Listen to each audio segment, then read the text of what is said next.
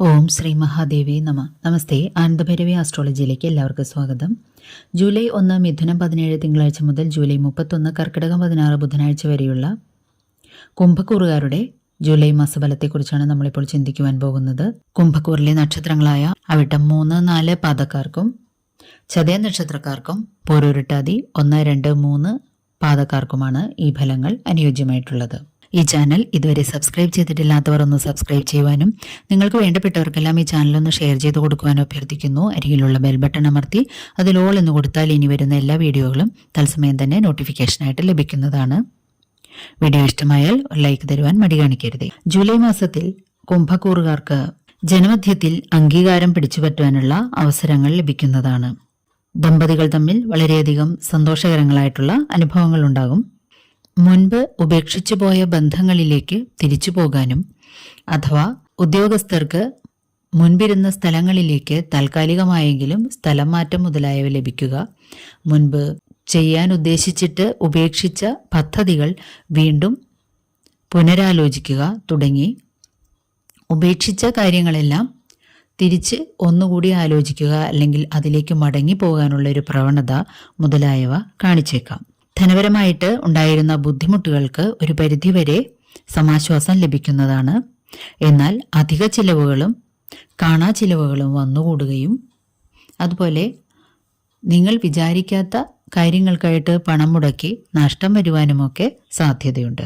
സഹോദരങ്ങളുമായിട്ട് നല്ല ബന്ധങ്ങൾ സ്ഥാപിച്ചെടുക്കുന്നതാണ്. അതുപോലെ സ്ഥലം, വീട് മുതലായവ വാങ്ങുവാനോ വിൽക്കുവാനോ ഉദ്ദേശിക്കുന്നവർക്ക് അത് സാധിച്ചു കിട്ടുന്നതാണ്. ഇത്രയും നാളായിട്ട് മുടങ്ങിക്കിടന്നതെല്ലാം സാധിച്ചു കിട്ടുന്നതാണ്. ഡിവോഴ്സ് കേസുകൾ മുതലായവ, ദമ്പതികൾ തമ്മിൽ പിണങ്ങി നിൽക്കുക, ഡിവോഴ്സ് കേസുകൾ മുതലായവയിൽ ഏർപ്പെട്ടിരിക്കുന്നവർക്ക് ഒരു പുനർവിചിന്തനത്തിന്റെ കാലം കൂടിയാണ്. അവർക്ക് ഒന്നുകൂടി പുനരാലോചനയ്ക്ക് സാധ്യതയുണ്ട്. ഇത്തരം കാര്യങ്ങളിലേക്ക് കടക്കും മുമ്പ് ഒന്നുകൂടി വിദേശ രാജ്യങ്ങളിൽ ജോലി ചെയ്യുന്നവർക്കൊക്കെ വളരെ അനുകൂലമായിട്ടുള്ള സമയമാണ്.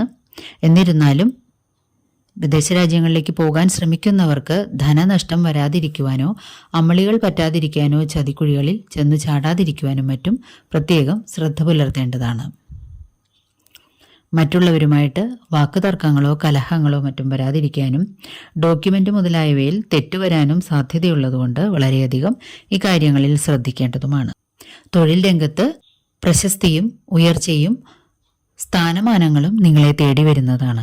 സന്താനങ്ങളുടെ സ്നേഹവും അംഗീകാരവും പിടിച്ചുപറ്റുവാൻ നിങ്ങൾക്ക് സാധിക്കുന്നതാണ്. അതുപോലെ ഊഹക്കച്ചവടത്തിൽ അഥവാ ഷെയർ മാർക്കറ്റ് മുതലായവയിൽ പ്രവർത്തിക്കുന്നവർ ധനനഷ്ടം വരാതിരിക്കുവാൻ പ്രത്യേകം ശ്രദ്ധ പുലർത്തേണ്ടതാണ്.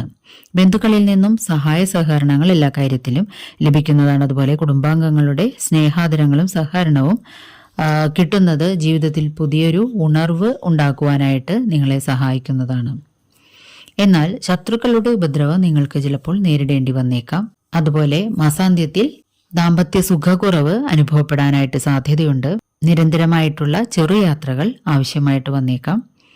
വസ്തുവകകൾ സംബന്ധമായിട്ടും ഗൃഹനിർമ്മാണം സംബന്ധമായിട്ടുള്ള കാര്യങ്ങൾക്ക് വേണ്ടിയിട്ട് ധാരാളം യാത്രകൾ ആവശ്യമായി വന്നേക്കാം.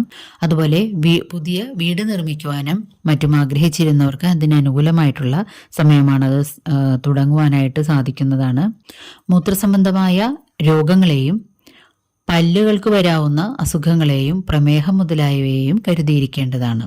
ഇനി നമുക്ക് താൽക്കാലിക പകൽ ഗുളിക സ്ഥിതി ഫലമനുസരിച്ച് ഏതെല്ലാം ദിവസങ്ങൾ നല്ല കാര്യങ്ങളിൽ നിന്നും വിട്ടുനിൽക്കണം എന്നൊന്ന് ചിന്തിച്ചു നോക്കാം.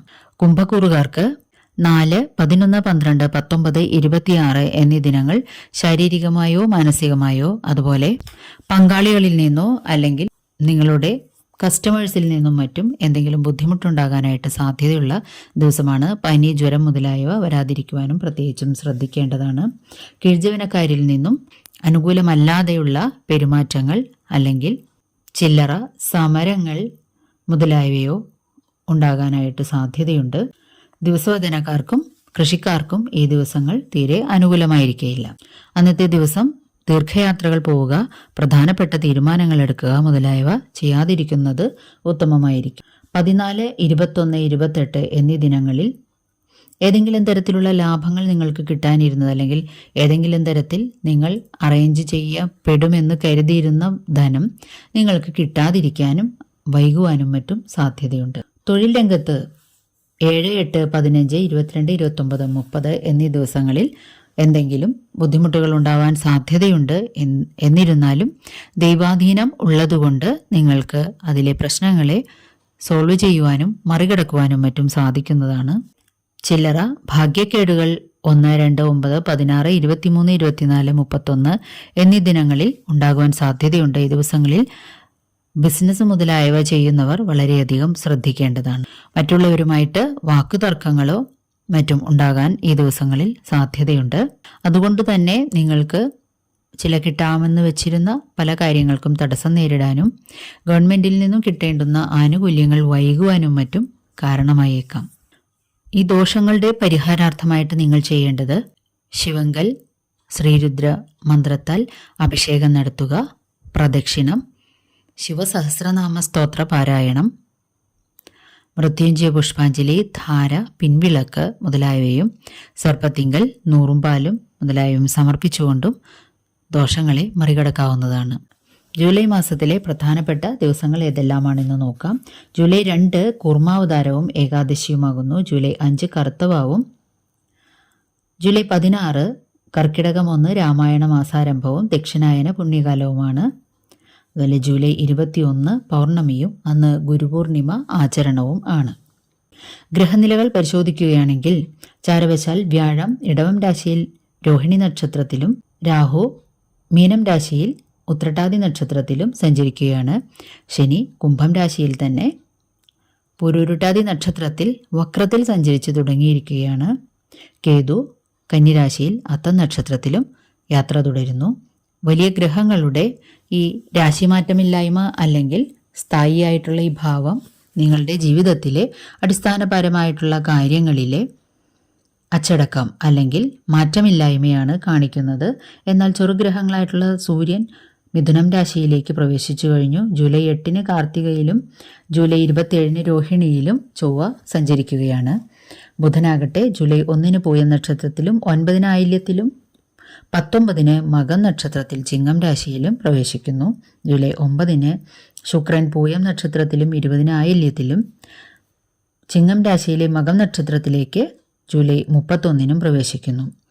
ചെറുഗ്രഹങ്ങളുടെ ഈ ചടുലങ്ങളായിട്ടുള്ള നക്ഷത്രമാറ്റവും രാശിമാറ്റവും ജീവിതത്തിൽ പെട്ടെന്നുണ്ടാകുന്ന അനുഭവങ്ങളെയും സംഭവങ്ങളെയും ഉണ്ടാക്കും. സ്വന്തം ജാതകത്തിലെ ലഗ്നാലുള്ള ഭാവബലങ്ങളും ബലാബലങ്ങളും അനുസരിച്ചാണ് ഗ്രഹങ്ങളുടെ ചാരവശാലുള്ള മാറ്റങ്ങൾ നമുക്ക് പ്രതികൂലവും അനുകൂലവുമായി തീരുന്നതും അതിലെ പൂർണ്ണ ഫലങ്ങളെ നൽകുന്നതും അതിനെ കൂടി കണക്കിലെടുത്തിട്ടാണ്. വീഡിയോ ഇഷ്ടമായാൽ ഒരു ലൈക്ക് തരുവാൻ മടി കാണിക്കരുതേ. നന്ദി, നമസ്കാരം.